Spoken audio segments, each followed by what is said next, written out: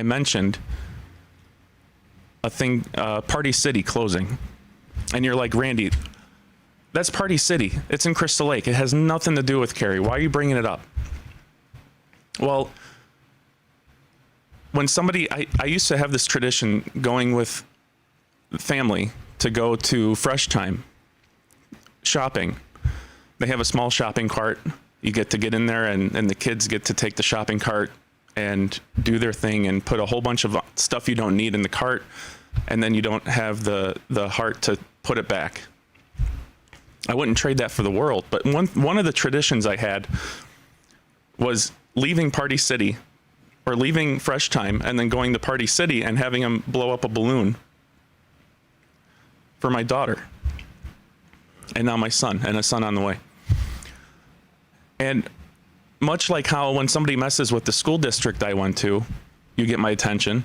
And when somebody takes a balloon away from my daughter, you get my attention. So I went down the rabbit hole. And Party City was a victim of something called private equity. And before you glaze over, this is designed to be confusing. I'm not going to make it confusing. I'm going to do my best to be a good communicator here. Private equity comes in and buys up. It can be a collective. It used to be 1 to 10 people or companies could go and buy something, say Party City. Then it went to 1 to 100 people or companies can get their money together and go buy something. Now it's unlimited. There's no limit on the people or companies that can be involved in a group. Some of the heavy hitters are like BlackRock and Vanguard. And here lies the problem, is that 2008 was a thing with housing. Now we have these private equity firms that are going in and buying things like Party City. You have Red Lobster, you have Hooters. That's the thing. The thing with Red Lobster was that a private equity firm came in. Now, Randy, this is in Carpentersville. Why are you bringing this up? Bear with me. Private equity came in, bought Red Lobster. Red Lobster was a nice little business. They owned the land, much like Ray Kroc said in the McDonald's movie, The Founder. You're not in the burger business, you're in the real estate business. You got to own the land of which the McDonald's operates on. That doesn't always have to be the same person, but Red Lobster had a great thing going.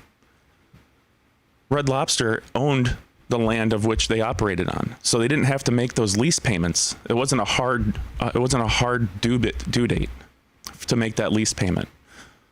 And then if they ever ran into trouble, they could go and leverage that land to borrow.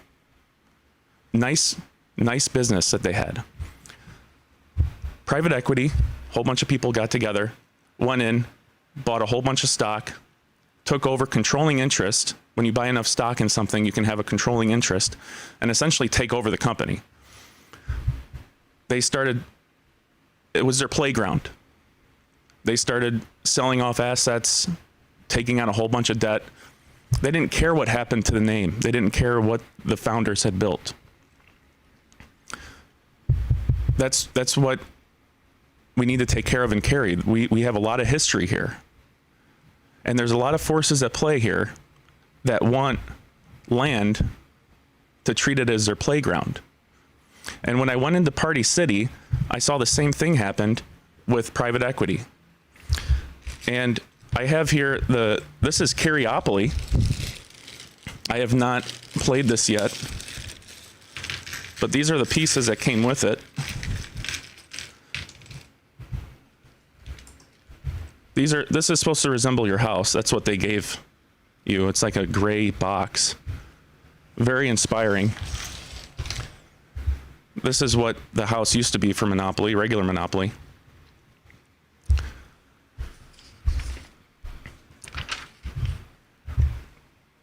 Your hard-earned tax dollars go to a bank in town, BMO Harris, and they sit there. Does BMO Harris own the land? No, it's a different company. This is BMO. This is a street right next to the tracks. Now, I have no idea what the leasing arrangements are. And if you look here, it says BMO Harris Administration, Monroe Street, Chicago, Illinois. I don't like people leaving their family, being away from their children to pay for something that could have slippage in it. I don't like slippage, especially when it comes to public money. Now, if you look, this is the land that is underneath the BMO Harris, where our tax dollars are stored. It's called Realty Income Property 4 LLC.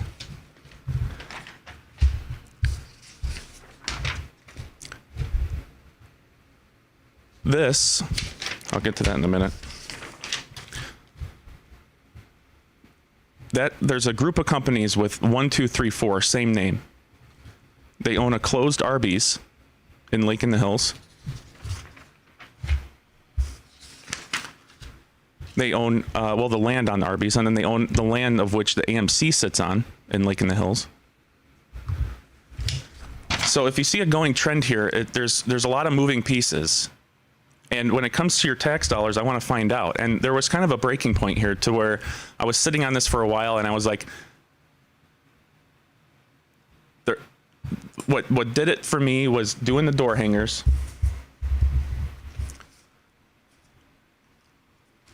not just doing every door direct mail and doing mass mailings, walking up and just seeing and hearing kids.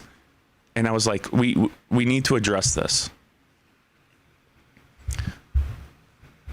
So Realty Income Illinois Properties 4.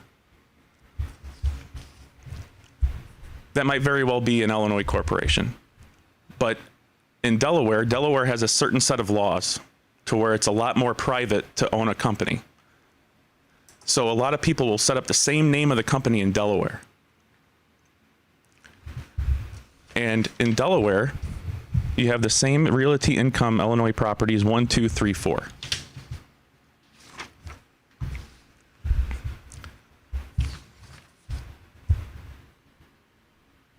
We need to address what exactly is going on with your money.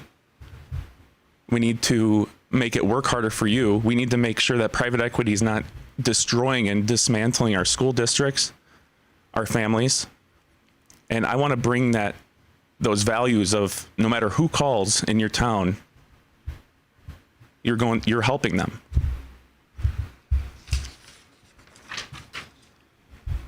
The window sign debacle. The Village of Cary leverages a law firm out of the city of Chicago. A lot of people in there. And they've had a full-on assault against my business, me personally, and my wife. They've sent private investigators to our home.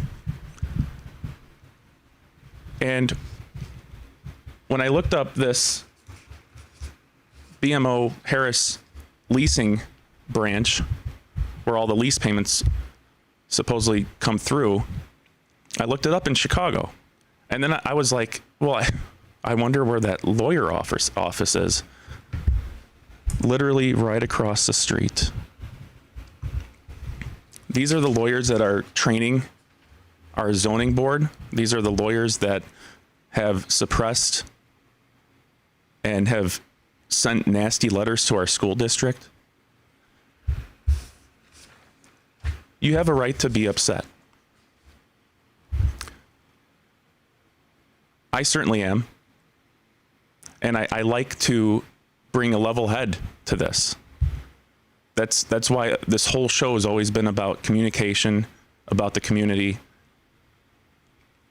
And the thing is that when these private equity doesn't just take Party City, they come in and they take emergency rooms, they take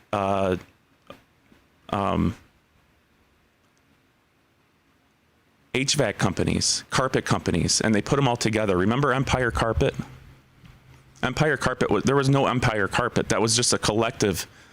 They'll come into a town, find a nice medium-sized carpet business and they'll bring it into Empire. And now they're essentially working for that. That's what private equity does. And so 2008 was a thing. They know that they can't mess around with banks. They won't bail out banks anymore. The public won't have that. So now the next thing that could be out in their horizon is these pensions investing in these private equity firms, thinking that that's a good investment, which that's happening. Our very own police department most likely does that for their pensions. These are moms, dads, grandparents, money that we're messing with now. So when you see a Party City close, when you see a Linens and Things close, when you see Kohl's or an Office Max on their way out, or Bed Bath & Beyond, Bye Bye Baby. I loved going to Bye Bye Baby to get stuff for the kids. There's an opportunity here to bring it back into small town, to have that small town feel, because when you have a problem, say Bye Bye Baby sells you something that hurts your baby. You go and you try to do something about it. Bye Bye Baby has a whole arm of lawyers to shut that down, make sure the media never hears about it, and you go away with maybe a small payment or something. When that happens into a small town, there's accountability. So the opportunity here is that we have an opportunity to take and make it a small town again, to where we have thriving business, to where we have a bakery downtown again, to where the first thing is just to address the issue. And there's been no accusations made here. It's all publicly known knowledge. And the dots, I've mentioned connecting the dots before. There's a lot of dots that I don't like that are really close to one another. So if you want somebody that is appreciative of your tax dollar, and when the budget, you're coming up on the end of the budget and you just got to blow through the rest of that cash so you can say that you need it for next year, that's time away from kids.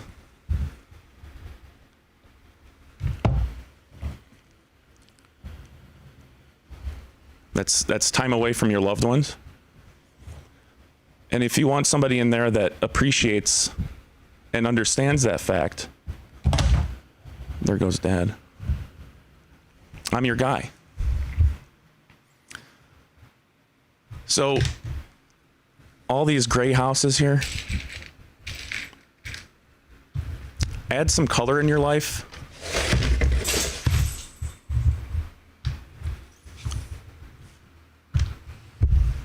And take back your house. And take back your home. I have some work to do.